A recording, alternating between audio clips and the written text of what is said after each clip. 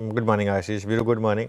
देखिए मार्केट ऐसा है कि स्टॉक्स ग्रीन में पैसा बना रहे हैं, इंडेक्स रेड में पैसा बना रहे हैं। हाँ। ये फैक्ट है ना।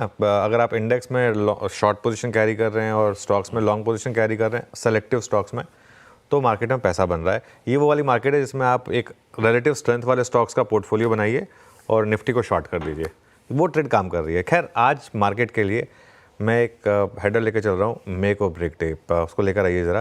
क्यों? क्योंकि आज वाकई में निफ्टी के लिए मेक और ब्रेक डे।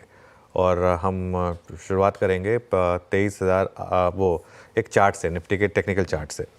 उस जो टेक्निकल चार्ट की बार बार बात हुई है, इस चार्ट की, इस चार्ट में आप देखिए, ये हमारी बात हुई थी जब 20 डेमा ब्रीच हुआ था वापस और वापस डिक्लाइनिंग हुआ था कि अब लॉन्ग में से निकल जाइए, क्योंकि अब मार्केट वापस शायद आपको तंग करने वाला है और शायद वापस पुराने लोज को रिविजिट करने वाला है। कल देखिए, कल का bar exactly 200 day simple moving average से जस्ट ऊपर आकर बैठ गया है यहाँ पर। ये चार्ट अपने आप में आपको बता रहा है कि प्रॉब्लम है। और वो 200 डे मूविंग एवरेज कहाँ पर है? करीब करीब 23,800 पर। एक्चुअली 23,820 23,825 पर है, लेकिन राउंड फिगर कर देते हैं उसको, 23,800 ले लेते हैं। तो 23,800 के नीचे अगर आप बंद हुए तो वो मार्केट के लिए फिर बड़ा नेगेटिव होगा। उसके नीचे बंद होना जरूरी है। देखिए इंटरडे में कई बार मार्केट ब्रीच कर देता है वो लेवल्स, उसके नीचे बंद हुए थे। उसके नीचे बंद हुए तो दो लेवल्स ओपन होंगे आशीष, 23,500 और फिर 23,350। वो टेक्निकल चार्ट पर आप देखेंगे तो वो क्लियरली आपको ब्यूटीफुली विजिबल होंगे, 23,500, 23,350। और एक और दिक्कत इस मार्केट में अब क्या आ रही है, अब इस मार्केट में बैंक निफ्टी ज़्यादा दबाव बना रहा है। ज़्यादा जो अंडर परफॉर्मेंस है वो बैंक निफ्टी की वजह से है। इस हफ्ते में भी बैंक निफ्टी करीब करीब 4% नीचे आपको ट्रेड करता हुआ दिखाई देगा। इस हफ्ते बैंक निफ्टी ने सबसे ज़्यादा अंडर परफॉर्म किया, करीब करीब 4% नीचे। एक और दिक्कत मार्केट की रही है रिलायंस, जहां लग रहा था कि शायद थोड़ी सी स्ट्रेंथ वापस लौट रही है, उसने गिरना शुरू किया है। रिलायंस वापस कमज़ोर हुआ है और अब देखिए रिलायंस ऑलमोस्ट अपने 52 वीक लो, आई थिंक इसका 52 वीक लो करीब 1215 के करीब है। तो वहाँ से अब करीब सिर्फ कुल मिलाकर 1% दूर है। आई थिंक क्लोजिंग बेसिस पर तो ये रिलायंस का शायद ऑलरेडी 52 वीक लो होगा।